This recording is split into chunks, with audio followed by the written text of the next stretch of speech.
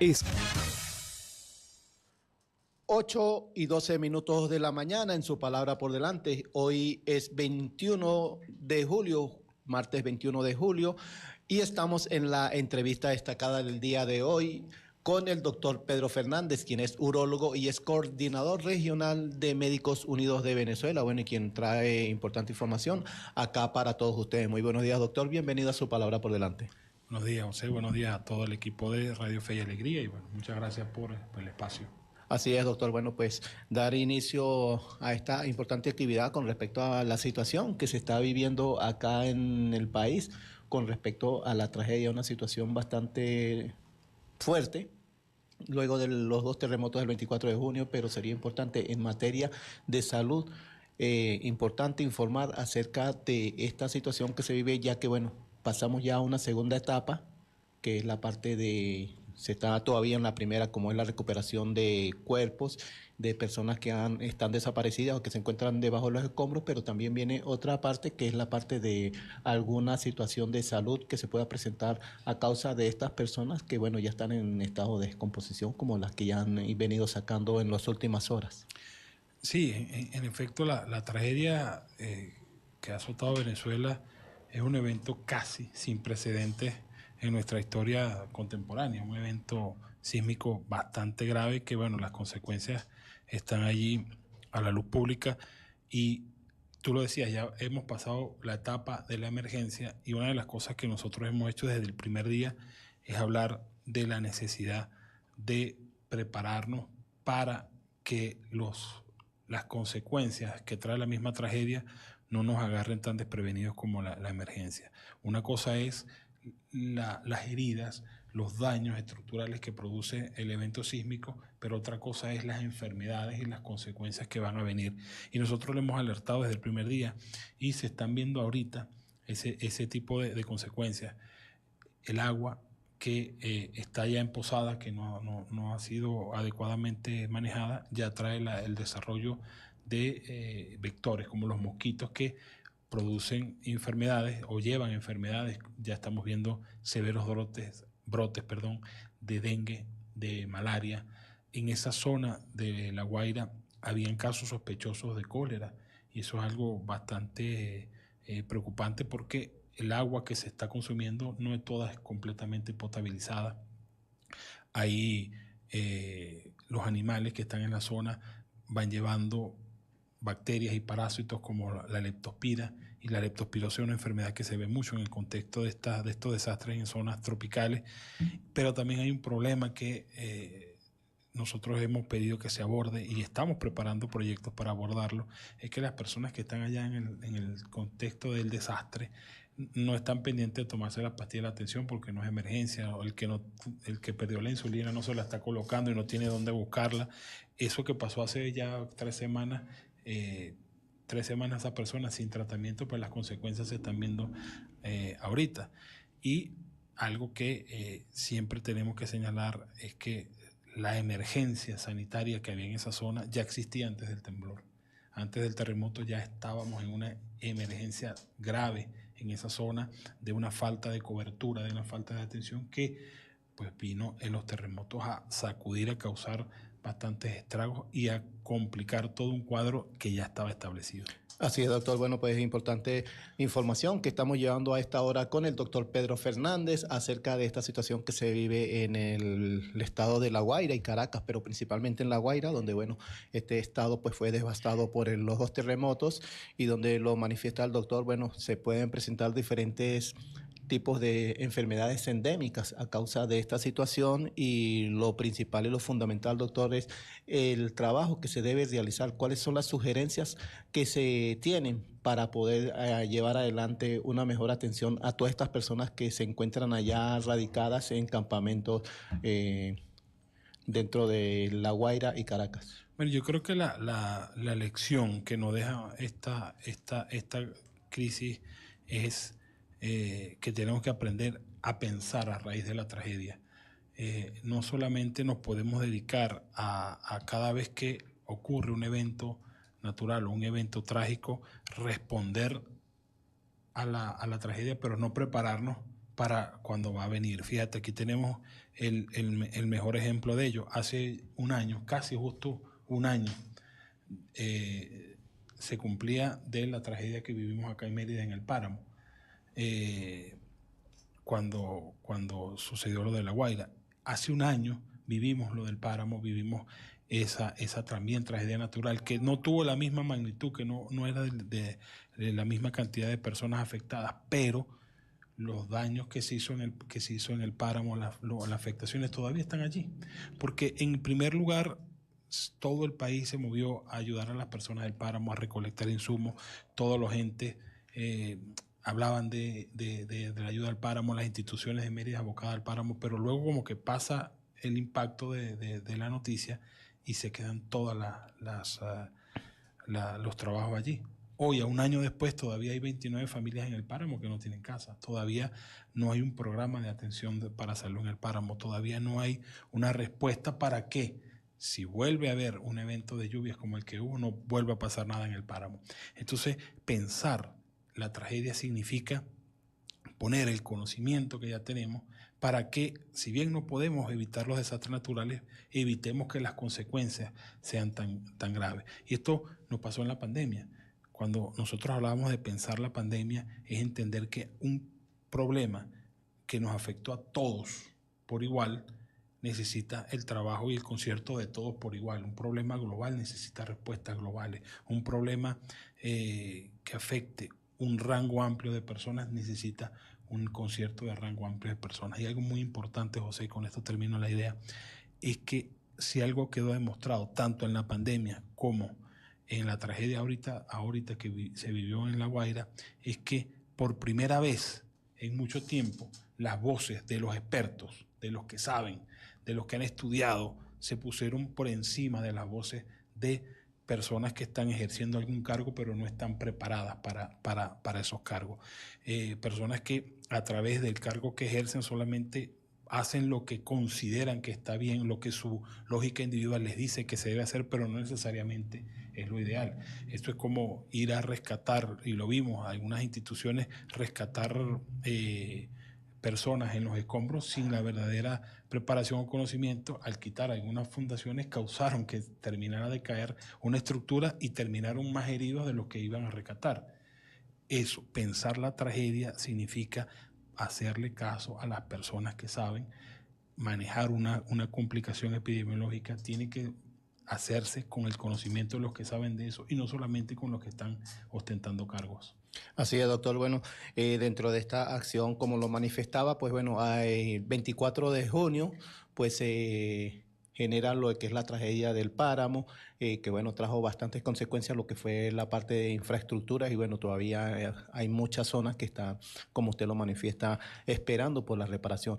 Tocaba el tema, doctor, con respecto a estas personas que están siendo afectadas allá en estas zonas que fueron vulneradas por estos dobles terremotos donde, bueno, la falta de insumos, bueno, esta catástrofe superó la capacidad de respuesta tanto en las partes de organismos de seguridad como en la parte de salud, en la parte médica. ¿Cuáles son los principales insumos que se deberían estar recolectando ahorita o que deberían estar aportando las personas, ya que como lo manifiesta, doctor, en un momento de tragedia, en un momento de una emergencia, las 2, 3 primeras semanas, el primer mes, pues toda la gente está dando respuesta inmediata a esto, pero acá hay una situación bastante delicada con respecto a las personas que están siendo afectadas, que van a pasar meses para poder recuperarse porque lo perdieron todo.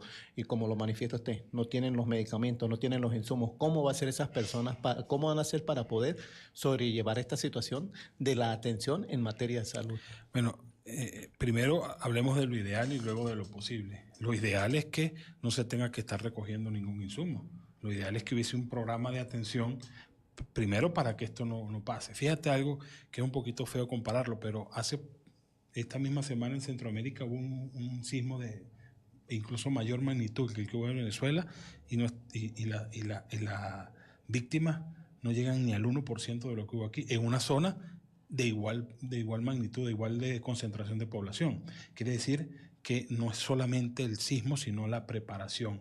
La respuesta inmediata que se dio en esa zona evitó los daños y nosotros tenemos hasta ahorita más de 5.000 personas oficialmente declaradas como fallecidas, pero el número de desaparecidos, que ya a estas alturas sospechamos que también van a ser contados como fallecidos, es elevadísimo.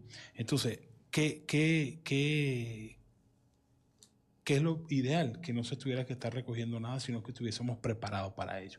Por eso es que a partir de pensar la tragedia tenemos que comenzar a estructurar nuestra sociedad y nuestras ciudades para que en un evento que pueda producirse en el futuro no nos pase esto. Segundo, lo posible. Ahora, ¿qué se necesita? Mira, yo creo que algo que me conmueve mucho y que nos ha conmovido a todos es que la respuesta tanto de los venezolanos como de la comunidad internacional ha sido la más grande que ha vivido este país en toda su historia. La cooperación internacional se abocó verdaderamente a ayudar a Venezuela y han llegado insumos de muchos países, hay hospitales, hay 7 hospitales de campaña funcionando. ¿Y qué se necesita ahorita? Ya no es la emergencia de atender al herido, ya no es la emergencia de ropa, ya no es tanto los alimentos no perecederos, ya esa etapa ha pasado. ¿Qué necesitamos ahorita? Poder atender a esa población vulnerable que está ahorita viviendo consecuencias de salud. En emergencia, las enfermedades que hablábamos ahorita que trae la misma tragedia, pero también comenzar a pensar cómo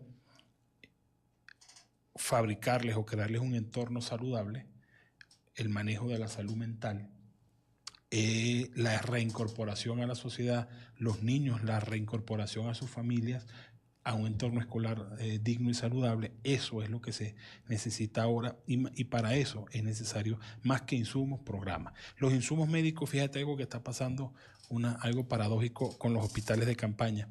La gran mayoría de las personas que están yendo a los hospitales de campaña van por enfermedades que ya tenían antes del terremoto. Van porque... Mire, tengo 2 años en lista de espera en el hospital para que me operen. ¿Qué me pueden ayudar aquí? Mire, soy diabético hace 10 años y no recibo tratamiento. A ver si se le puede atender. Y eso es lo que se está atendiendo. Entonces, ¿qué necesitamos ahorita?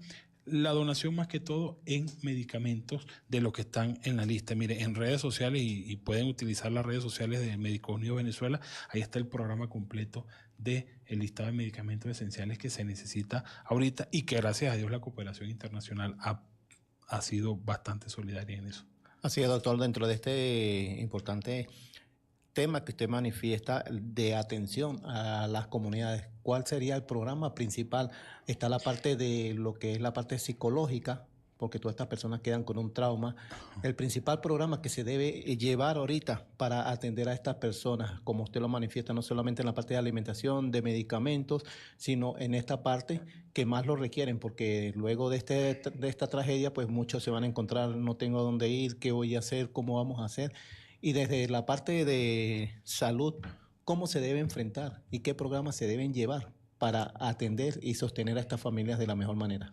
Bueno, lamentablemente un programa de salud mental como está establecido en los acuerdos internacionales, en la Organización Mundial de la Salud, no está funcionando en Venezuela. Pero en este caso hay que entender que el shock postraumático no ocurre en el mismo momento, sino que empiezan las consecuencias al salir después. Hoy, a 3 semanas de la tragedia que estamos, se está viendo cómo las personas se van haciendo conscientes de que en verdad lo perdieron todo. Algunos tenían la esperanza de conseguir vivos a sus familiares y eso los mantenía activos y en un estado de constante búsqueda, pero ahora, al enterarse que ya no los han conseguido, que ya han pasado bastante tiempo, que siguen bajo los escombros y que la probabilidad de vida es más baja, y darse cuenta que terminan en efecto algunos de ellos perdiendo todo, comienzan a aparecer el estrés postraumático. En un programa que funcione es necesario abordar a la persona antes de que ocurra el estrés, antes de que ocurra el shock, comenzarlo a preparar, pero ahora que se presenta un programa de salud mental tiene que impedir las consecuencias y que eso termine afectando la salud de la persona y poniendo en riesgo su vida. En este momento nosotros estamos trabajando junto con organismos de cooperación internacional en un programa que funcione en la zona para la atención de estas personas, pero también cuando sean reubicados en otros estados poderles brindar atención a los que sean reubicados para vivir en otros estados mientras se reconstruye la zona en la que vivían, y si se permite o no, que eso no nos compete a nosotros, repoblar esa zona y ellos puedan volver o no. En verdad no lo manejamos nosotros, pero si no pueden volver, ¿cómo mantenerlos en un nuevo entorno, en una nueva cultura, sin que eso afecte su salud mental? Así es, doctor. Bueno, a esta hora, en su palabra por delante, en la entrevista destacada, hablamos con el doctor Pedro Fernández, quien es urólogo y coordinador regional de Médicos Unidos de Venezuela, y quien, bueno, hace un importante aporte acá acerca de lo que es la prevención en materia de tragedias para evitar este tipo de eventos o situaciones que se han presentado en el país luego del doble terremoto que se presentó el 24 de junio. Vamos a una breve pausa y al regreso estaremos con más de su palabra por delante con todos ustedes. Súbele el volumen a tu fe, con alegría, con alegría. Ay, súbele, súbele. Súbele, súbele el volumen a tu fe, súbele. Estudiar lo que te gusta es la herramienta más poderosa para abrir las puertas que tú quieras. Escucha esta historia. Mi nombre es Mauricio Maña, tengo 15 años, soy creador de contenido, también cineasta, he dirigido más de 12 cortometrajes, de los cuales 2 de ellos han sido nominados en 2 festivales nacionales. Actualmente tengo varios proyectos, uno de ellos es mi proyecto personal, que es Kurumo TV, mi canal de YouTube, también tienen su cuenta en Instagram. La importancia de estudiar en lo que te gusta es que puedes tener muchos conocimientos que te van a servir en tu vida cuando ya seas independiente y tengas trabajo. Así como Mauricio, tú también puedes adueñarte de tu futuro. Termina tu primaria o bachillerato sin descuidar tus pasiones. Fe y Alegría Educomunicación, tu meta a tu propio ritmo. Tu mejor compañía, a cada hora y en cada lugar. Fe y Alegría 105.9. ¿Has escuchado el mito del curso milagroso? ¡Listo! Me inscribí en un curso online de cómo ser millonario en 7 días. Ya no necesito estudiar más nada. Con este curso me resuelvo la vida. ¡Claro! Y mañana te despiertas con una mansión en Margarita y un yate en Morrocoy. Bueno, es que dicen que con un cursito ya uno la hace. Un curso no reemplaza una educación completa. Estudiar te da base, te da criterio, te abre puertas y hoy día hay miles de oportunidades para retomar tus estudios. No te conformes con atajos. Fe y Alegría Educomunicación es tu mejor opción. Contáctanos vía WhatsApp al 0274-251-0247. En Fe y Alegría, cuidamos nuestra casa común.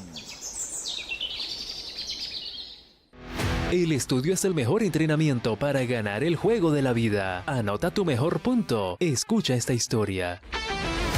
Soy Ariadne Gómez, tengo 16 años, soy de la selección de Mérida en escalada deportiva y he competido a nivel nacional con mi deporte. Practico 3 días a la semana. Con Fe y Alegría Educomunicación encontré el equilibrio perfecto entre los estudios y mi vida deportiva. Que nada frene tu talento. Organiza tu tiempo y culmina tus estudios básicos. En el muro y en el estudio yo decido mi propio ritmo. Fe y Alegría Educomunicación, tu meta a tu propio ritmo. Nuestro corazón palpita con el tuyo. 105.9. Fe y Alegría 105.9, con todas las voces. Palpitamos la radio. ¿Has escuchado el mito del no tengo tiempo para estudiar?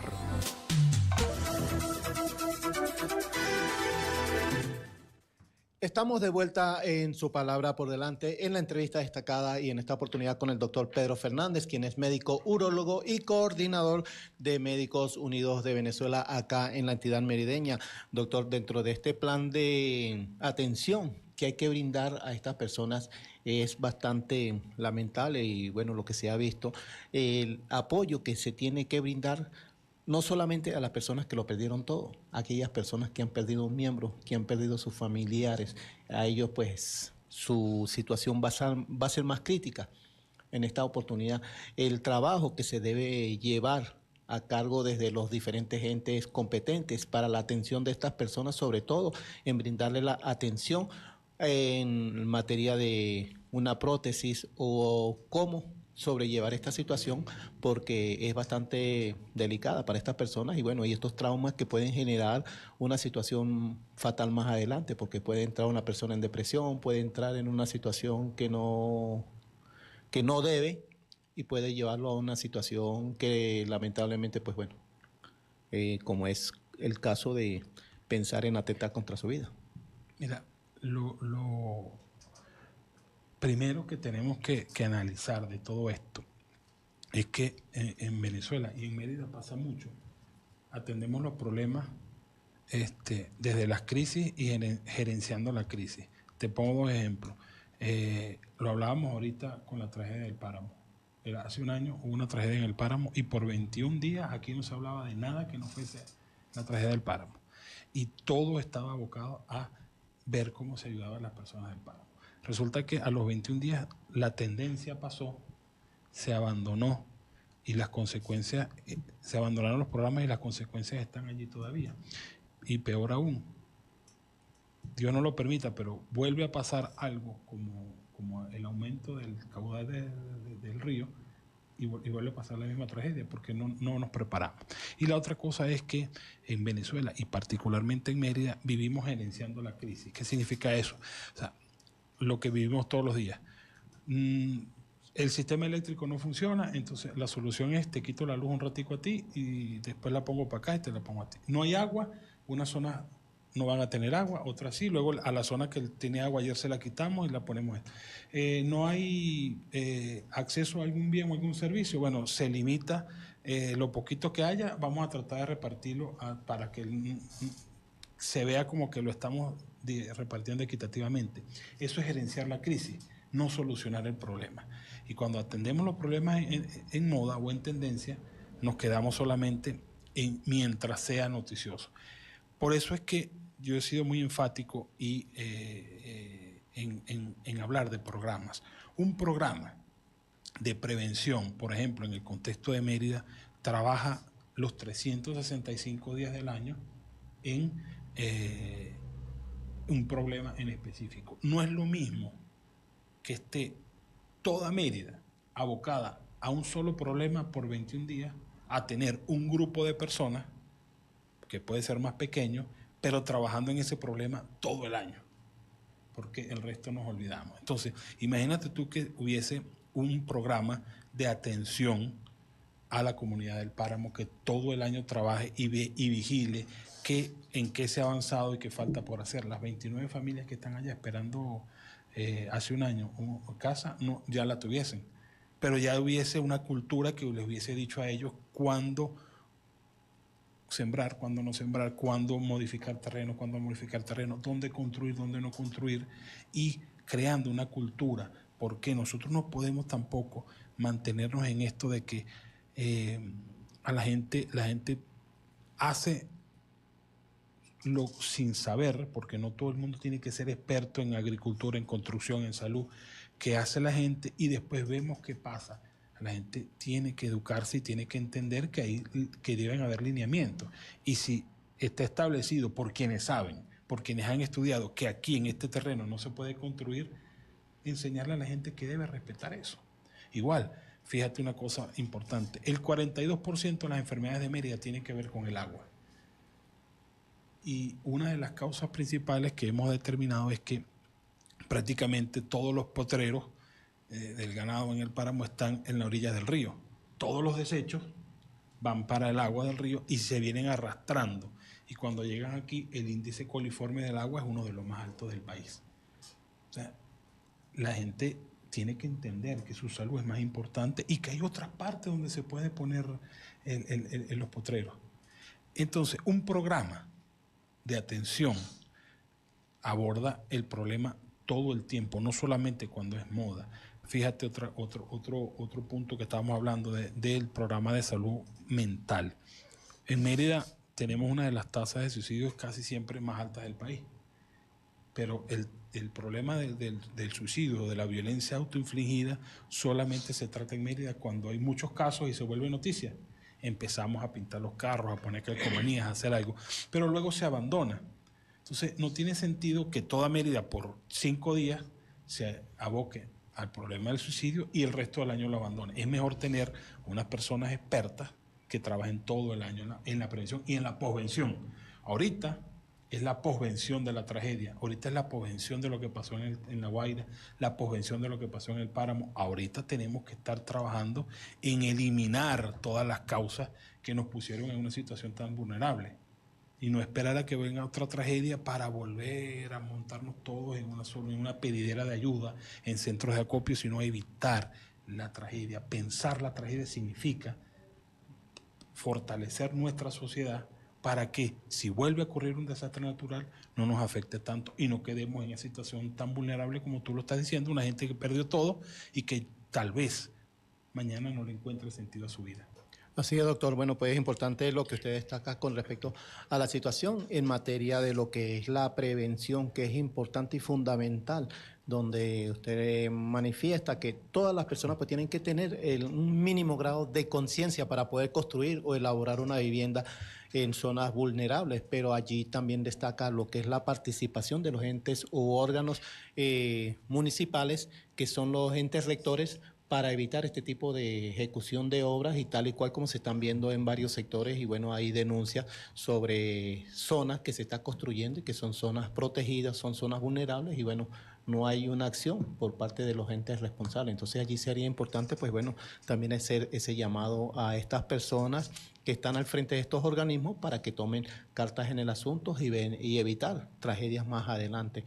Dentro de este trabajo, doctor, sería importante dentro de la actividad y el trabajo que han venido haciendo desde Médicos Unidos de Venezuela, situación médicos acá en el país luego de esta tragedia, ¿cómo fue esta situación para lo que es la parte del sector salud, atender esta situación cuando hay una gran cantidad de deficiencia dentro del área de salud?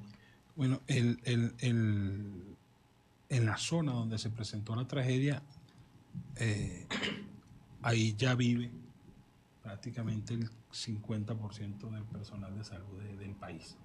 O sea que habían bastante personal. Lo que no tenían era con qué trabajar. Muchos hospitales, todos estaban desprovistos de insumos. Los programas de los 17 programas de salud que establece la Organización Mundial de la Salud no estaban funcionando todos y 2 hospitales, uno en Caracas y uno en La Guaira, tuvieron que ser evacuados y quedaron sin posibilidad de funcionar. En los primeros días fue muy difícil, incluso el traslado de muchos médicos, de mucho personal de salud, incluso Bomberos Jula, que hizo una labor encomiable allá en cuanto a rescate, en cuanto a dotación y atención. Fue bastante difícil por el no tener acceso a las herramientas necesarias. Toda labor de rescate, de salud, es una labor de vocación, pero que necesita herramientas para poder funcionar. Ahí donde hubo una falla en los insumos que se deberían tener y también hubo un problema de acceso a la zona. Venezuela no puede seguir partiendo todo de una burocracia militar que saben de mucho, pero no de atender una tragedia. Entonces ponen alcabalas en todo sitio, tienen que revisar toda la ayuda que llega y eso hace que se enlentezcan los programas. Cuando la cooperación internacional está establecido todo cómo se debe actuar, aquí no hay que inventar nada. La cooperación internacional tiene manuales prácticamente para todo. Lo malo es que en Venezuela nadie los conoce y nadie los ha leído. La atención médica fue bastante difícil, pero gracias a Dios la cooperación internacional estuvo grande y se han logrado atender muchísimas personas, se han logrado salvar muchísimas vidas y bueno, con mucho orgullo, Médicos Unidos Venezuela trabajó con 11 oficinas de cooperación internacional, incluso 2 de los hospitales de campaña que se han montado allá están funcionando con personal médico coordinado por Médicos Unidos y varios centros de refugio para las personas. Incluso tenemos un programa muy bonito de dotación de agua potable para los que están refugiados para evitar la propagación y el contagio de algunas enfermedades. Así es, doctor. Dentro de esta parte, para ya ir combinando, está la situación del agua potable, pero también hay un problema, lo que son las aguas servidas, que bueno, muchas de estas infraestructuras, muchos de estos sistemas fueron afectados por el terremoto y bueno, estas aguas fluyen por allí, tienen que darse una solución a este problema para también evitar lo que hablábamos al principio, como son las enfermedades que se pueden generar a causa de este tipo de problemas. Mira, yo creo que, y ya para terminar, creo que podemos hablar de la gran lección que nos dejan las tragedias.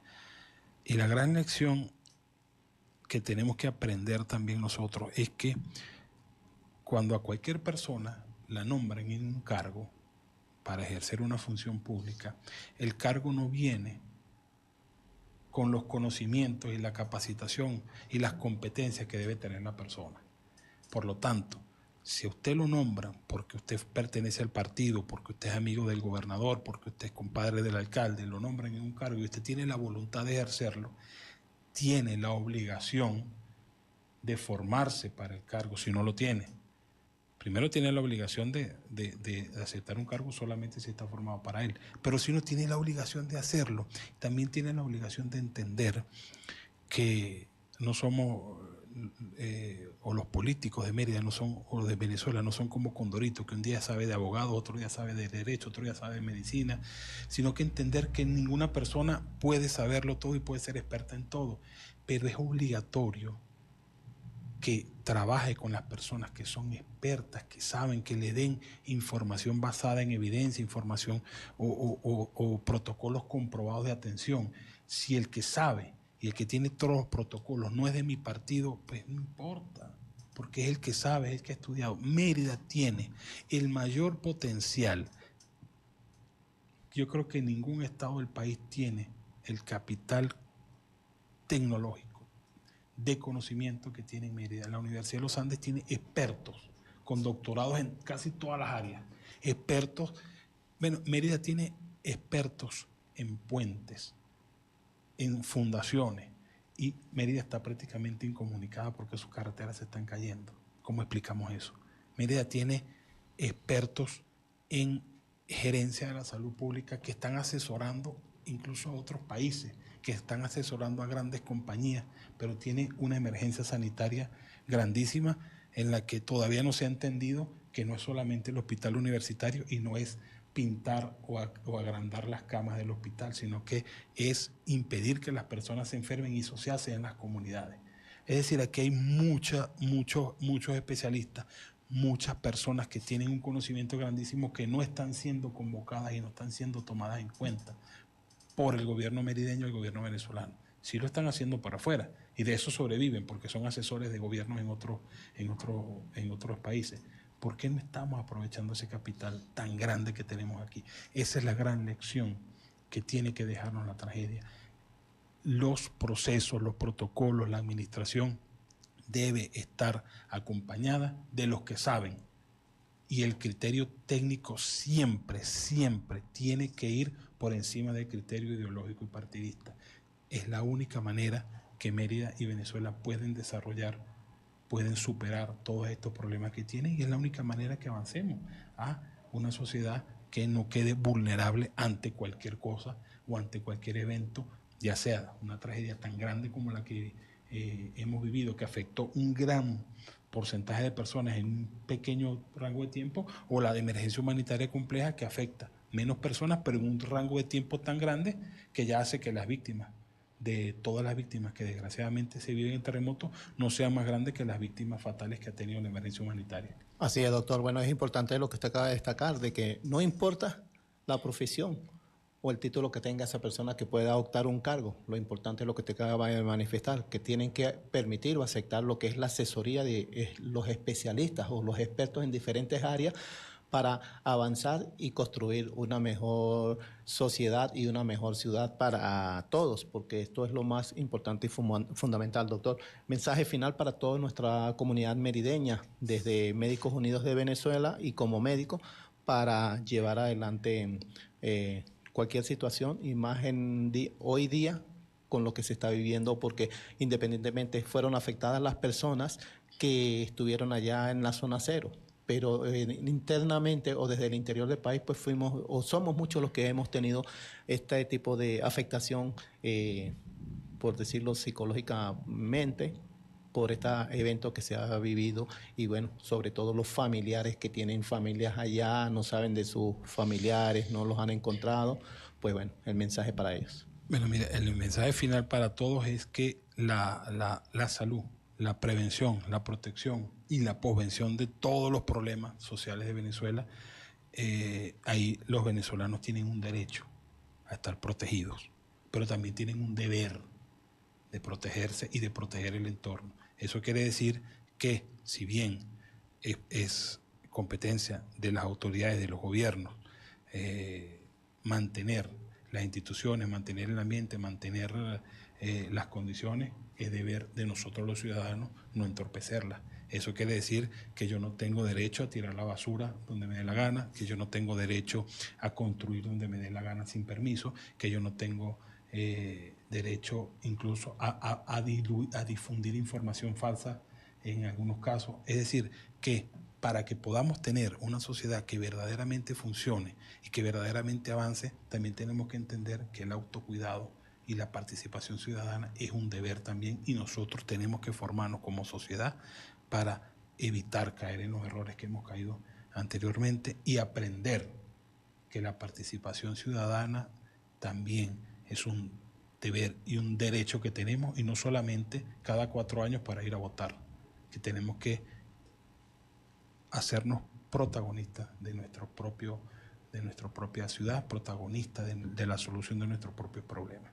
Así es, doctor. Bueno, queremos agradecer al doctor Pedro Fernández, quien es urólogo y coordinador de Médicos Unidos de Venezuela, acá en la entidad merideña, por este importante y valioso aporte que nos ha llevado y nos ha dado acá en materia de lo que es la atención primordial en salud en este tipo de eventos como son los desastres naturales. Súbele el volumen.